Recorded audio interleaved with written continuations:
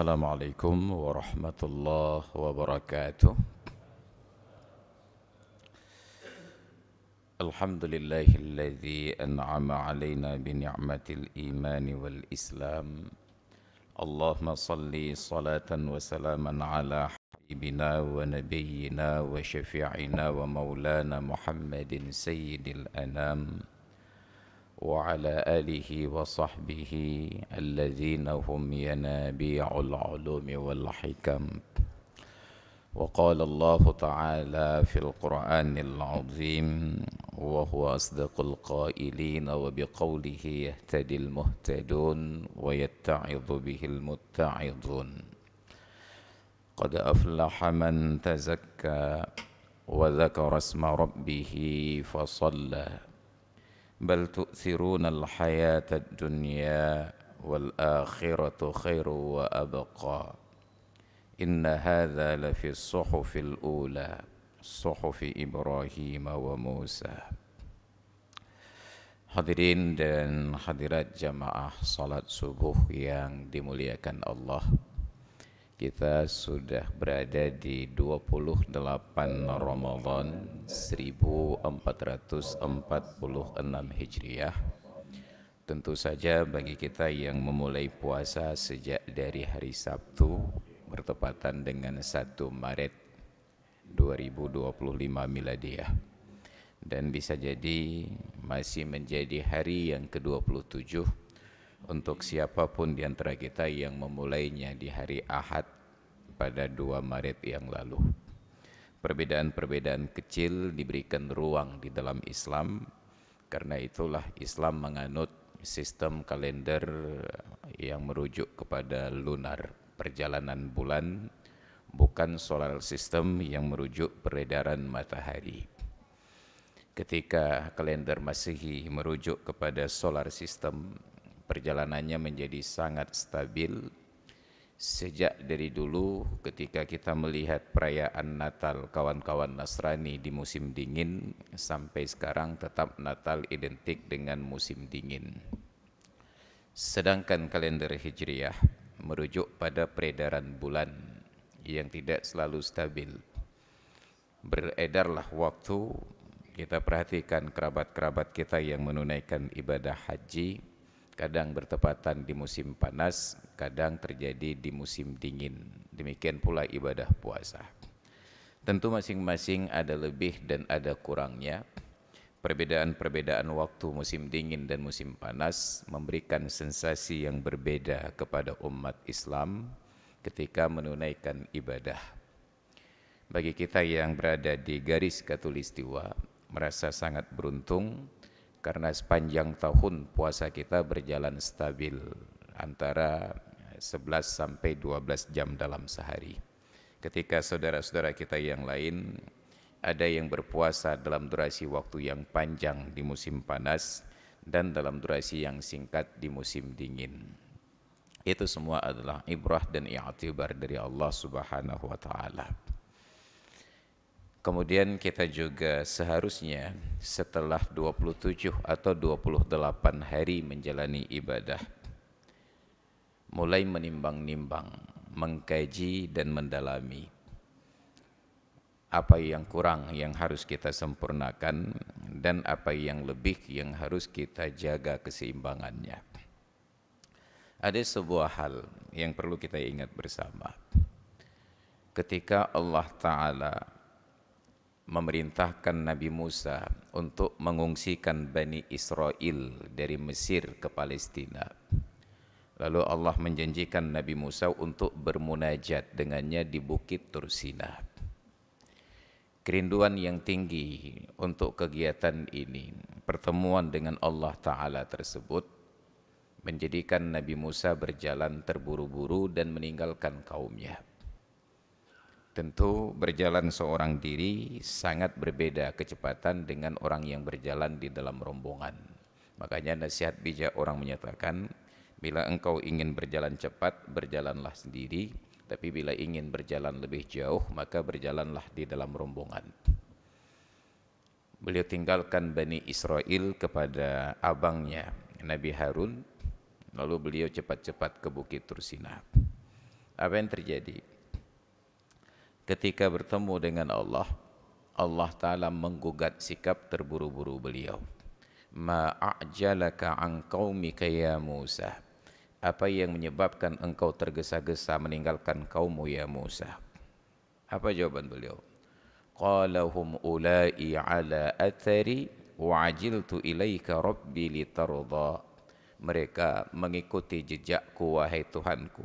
Aku wakilkan saudaraku Harun untuk memimpin mereka.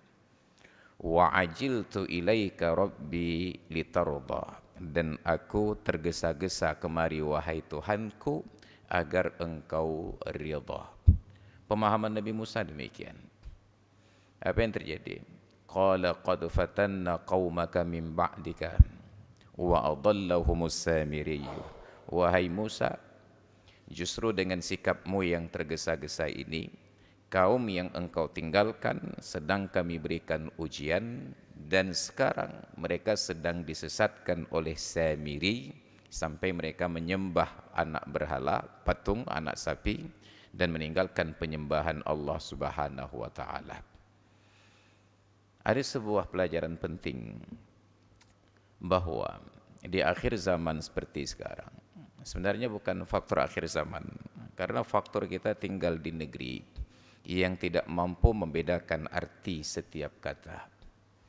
Maka bayangkan saja betapa dalam komunikasi sehari-hari, ketika kepada kita diajukan pertanyaan oleh kawan-kawan, Pak, berapa nomor HP-nya?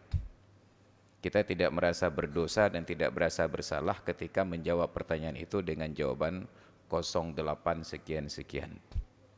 Pertanyaan sederhananya, sejak kapan kosong itu menjadi angka? Kita diajarkan angka itu 1, 2, 3 sampai dengan 0 ataupun 0, 1, 2, 3. Enggak ada nomor HP yang kosong, tetap nomor HP itu dimulai dengan 0. Zero bahasa Inggrisnya, sifrun dalam bahasa Arab.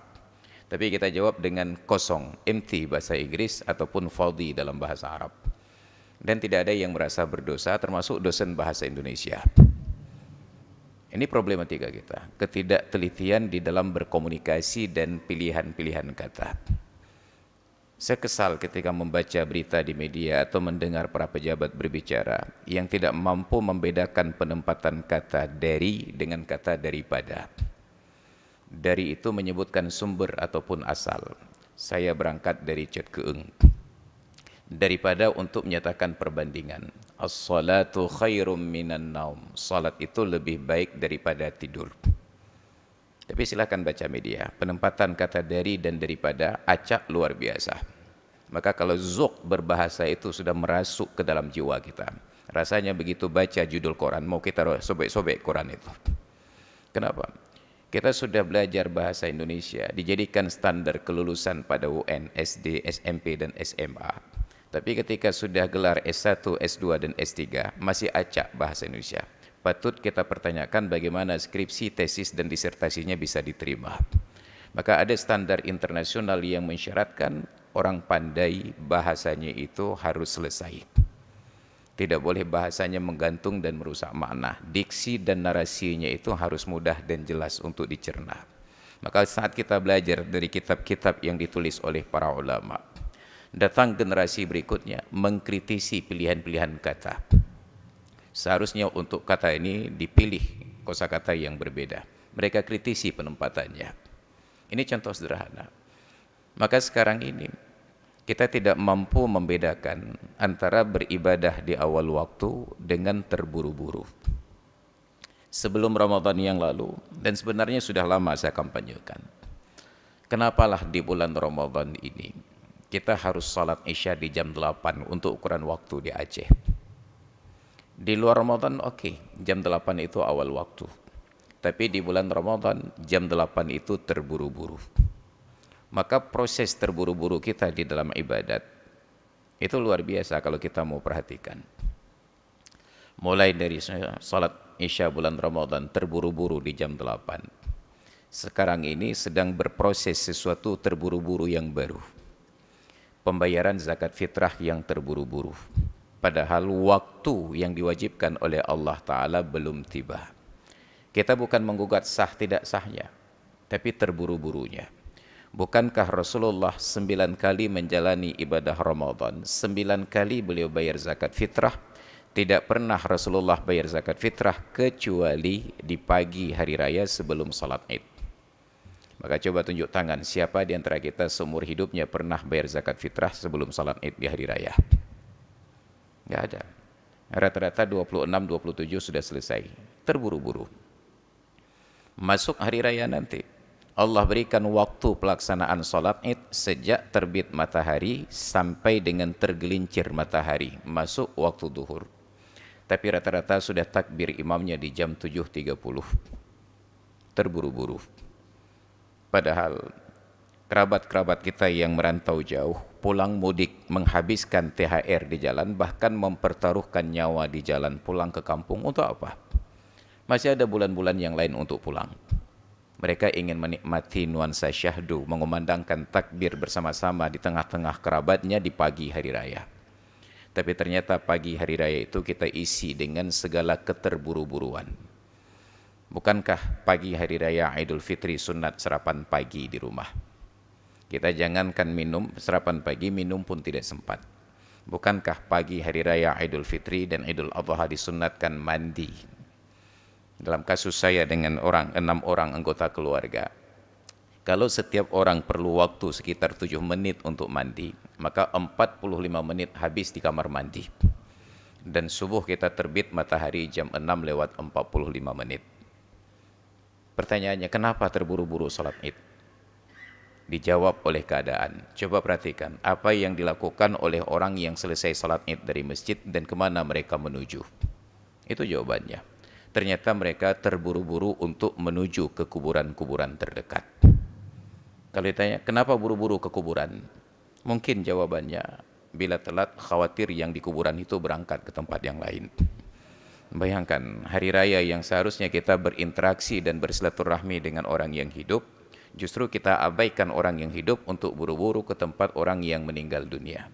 Kenapa tidak kita sabar sebentar selesai khatib dari salat Id, turun dari khutbah, kita berjabat tangan sesama jamaah di dalam masjid. Ini jabat tangan pun salah satu kosakata bahasa Indonesia yang sudah tidak digunakan. Katanya kita bersalaman. Bersalaman itu saling mengucapkan salam, Assalamualaikum. Sedangkan untuk prosesnya disebut berjabat tangan, tangannya dijabat. Dalam bahasa kami di Cud Keung disebut handshake, pegang tangan digoyang-goyang. Tapi tidak ada yang merasa bersalah ketika menyebutkan proses jabat tangan itu dengan kata-kata bersalaman. Bahasa Arab bersalaman disebut at-tahiyyah, berjabat tangan disebut musafahah. Bayangkan kacaunya bahasa Indonesia kita. Saya walaupun tinggal di Cud Keung, alhamdulillah bagus bahasa Indonesianya. Ini proses sederhana. Bukankah sepatutnya kita berjabat tangan dulu dengan sesama jemaah di dalam masjid?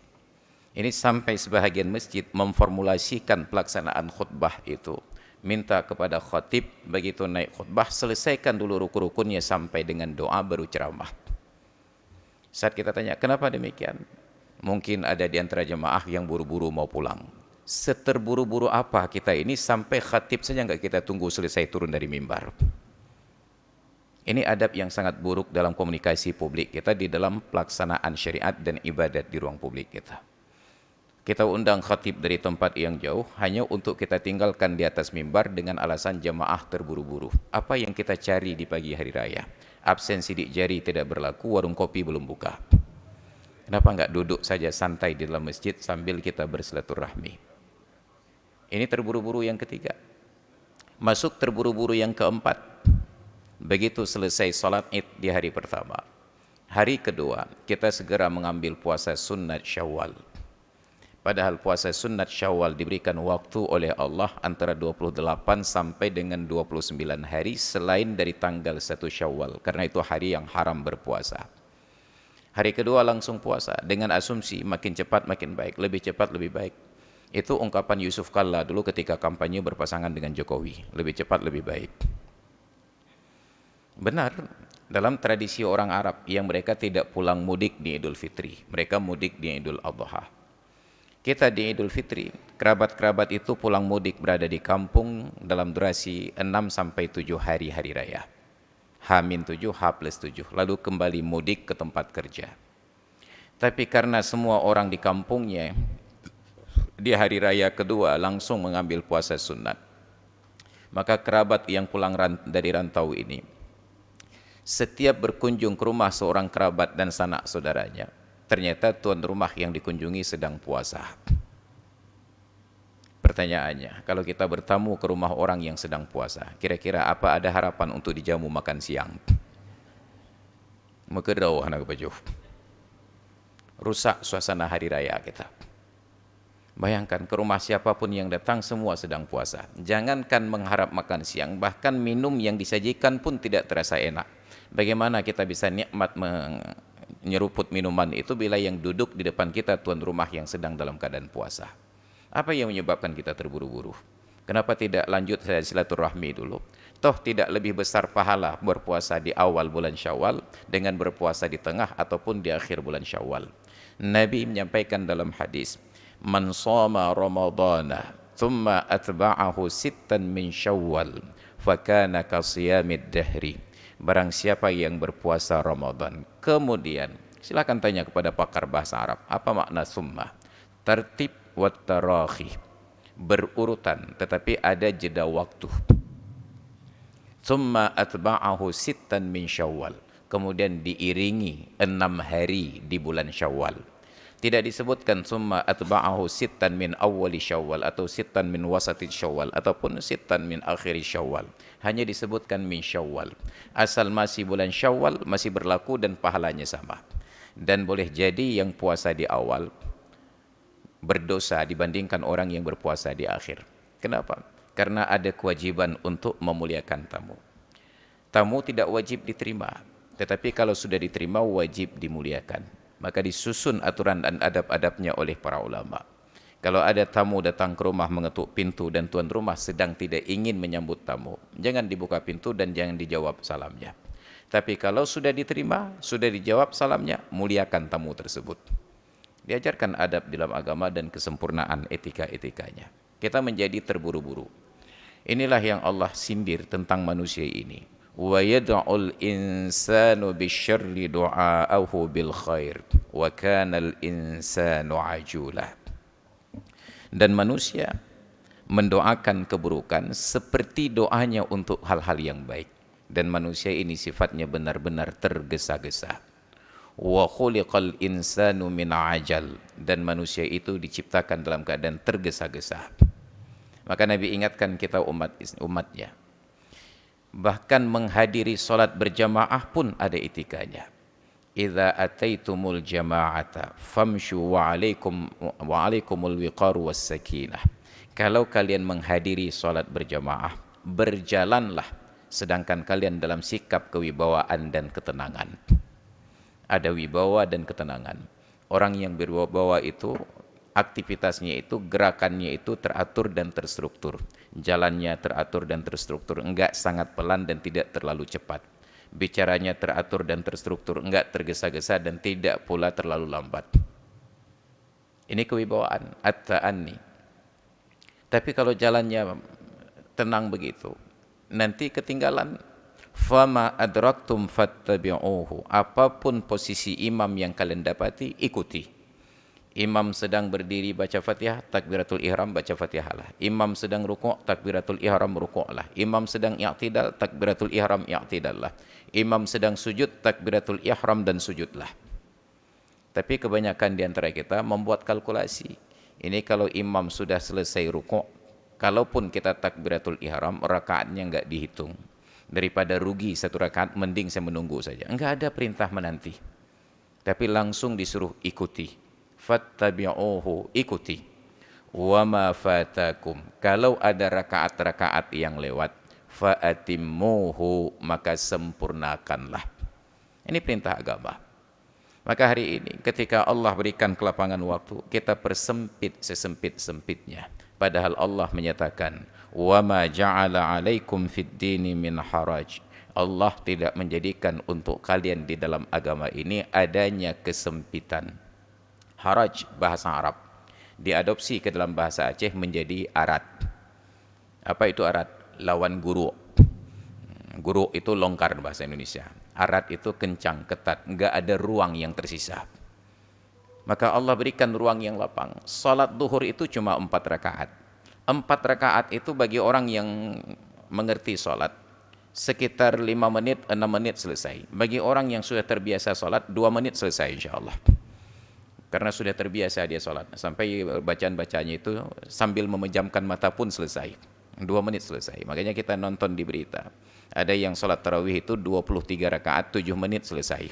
Kenapa? Karena sudah terbiasa. Lancar kaji karena diulang, lancar jalan karena ditempuh. Ini saking lancarnya. Maka orang ketika sudah terlalu lancar salat, tidak terlihat lagi dia salat. Kecepatan cahaya. Ini yang terjadi. Maka kalau kita melihat ada orang-orang yang tidak sholat, sebenarnya bukan tidak sholat, hanya kita tidak melihat saking cepatnya. Maka kita berbaik sangka kepada mereka. Hanya 4 rakaat selesai dalam durasi 5-10 menit. Seharusnya kita bertanya, kenapa untuk sholat yang bisa selesai 10 menit, Allah berikan waktu dari jam 12.45 sampai dengan jam 16. 3,5 jam Allah berikan waktu untuk salat yang hanya 4 rakaat. Apa Allah lupa? Allah berikan waktu yang lapang. Lalu datanglah umat di akhir zaman ini mempersempit dengan gugatan yang luar biasa. Berapalah gajimu sampai engkau tinggalkan salat berjamaah di awal waktu? Nadanya bagus. Tetapi ketika itu selalu diulang-ulang, orang merasa seolah-olah kalau bukan di awal waktu dia berdosa dan masuk neraka. Padahal sebelum keluar waktu tidak dipersoalkan oleh Allah Ta'ala. Yang penting alasannya jelas. Bukan menganggap enteng, bukan menganggap remeh, dan bukan menunda-nunda. Boleh jadi karena sedang beraktivitas, boleh jadi karena sedang memuliakan tamu. Maka disusun oleh para ulama dalam konsepsi fikihnya tentang uzur-uzur salat berjamaah di awal waktu. Ini Islam. Allah tidak menjadikan sesuatu yang sempit. Allah perintahkan ibadah haji. Haji itu durasinya sekitar 7 hari saja. Tapi diberikan waktu seumur hidup. Yang sempit ibadah hanya satu. Ibadah puasa bulan Ramadan. Tidak ada jeda waktu. Tetap 1, 2, 3 sampai dengan 30. Enggak ada waktu untuk beristirahat. Bahkan puasa Ramadan yang waktunya pas-pasan, Allah berikan ruang. فَمَنْ كَانَ مِنْكُمْ مَرِيضًا أَوْ عَلَى سَفَرٍ فَعِدَّةٌ مِنْ أَيَّامٍ أُخَرٍ. Barang siapa di antara kalian sedang sakit ataupun musafir di bulan Ramadan, silakan ganti di hari-hari yang lain. Kenapa? Yuridullahu bikumul yusra wala yuridu bikumul usra. Allah inginkan kemudahan-kemudahan untuk kalian dan Allah tidak inginkan adanya kesulitan-kesulitan. Lalu datang kita mempersulit, bukan memberikan kemudahan-kemudahan. Maka hadirin hadirat jemaah salat subuh yang dimuliakan Allah, kita perlu untuk mengkalibrasi ulang pemahaman kita tentang ibadat. Jangan sampai nanti anak cucu dan generasi yang akan datang menjadikan salat hanya ibadat ini hanya formalitas saja tanpa penjiwaan. Maka sebagai penutup saya nyatakan bahwa filosofi dari salat malam bulan Ramadan yang dipraktikkan oleh Nabi dan para sahabat hanya berkisar antara 2 saja. Tidur dulu baru salat, atau salat dulu lanjut tidur. Maka Rasulullah beliau tidur dulu baru salat malam bulan Ramadan, qiyam Ramadan. Di zaman Sayyidina Umar mereka qiyam Ramadan dulu baru tidur. Tapi Sayyidina Umar memilih untuk dirinya yang terbaik. Maka beliau katakan ketika sidak orang yang salat tarawih di awal malam, innal ladzina yanamuna anha afdalu minal ladzina yusallunaha. Mereka yang tidur sekarang lebih baik daripada mereka yang sholat sekarang. Karena yang sholat sekarang nanti tidur, tapi yang tidur sekarang nanti sholat. Sedangkan kita tidak mengikuti salah satu dari 2 konsep ini. Kita membuat standar yang baru. Sholat malam bulan Ramadan, sholat dulu ke warung kopi, kalau sempat baru tidur. Maka akhirnya kita nongkrong di warung kopi, i'tikaf hatta matla'il fajri. Barulah terkantuk-kantuk di waktu siang, ketika ditanya, kenapa mengantuk? Puasa Pak. Maka mendengar, puasa. Jawabannya puasa. Kalau memang puasa menyebabkan kantuk, pertanyaannya, kenapa di luar Ramadan ketika kita puasa sunat Senin dan Kamis tidak terkantuk-kantuk? Yakinlah orang yang mengantuk siang hari bulan Ramadan bukan karena puasa, tapi karena istirahat malam tidak sesuai dengan tuntunan. Maka hadirin dan hadirat sekalian yang dimuliakan Allah, ini yang seharusnya menjadi perhatian bagi orang-orang yang mau untuk memperhatikan. Liman kana lahu qalbun aw alqas sam'a, bagi orang yang punya sanubari ataupun mau membuka telinga untuk mendengarkan informasi-informasi. Maka mudah-mudahan menjadi pengingat bagi saya dan kita semuanya. Mari kita jaga kualitas ibadat pada waktu yang terbaik. Maka zakat fitrah, usahakanlah seumur hidup pernah sekali kita rasakan sensasi bagaimana menunaikan zakat fitrah di pagi hari raya seperti yang dilakukan oleh Nabi, agar benar-benar di pagi hari raya kita berinteraksi dengan orang fakir dan miskin, datang ke rumahnya melihat secara langsung. Boleh jadi bukan hanya beras yang kita beri, melihat atapnya yang tiris, melihat dindingnya yang bocor, kita berinisiatif untuk memberikan bantuan-bantuan yang lain. Tapi karena zakat tidak pernah sampai ke rumah orang miskin diantarkan oleh orang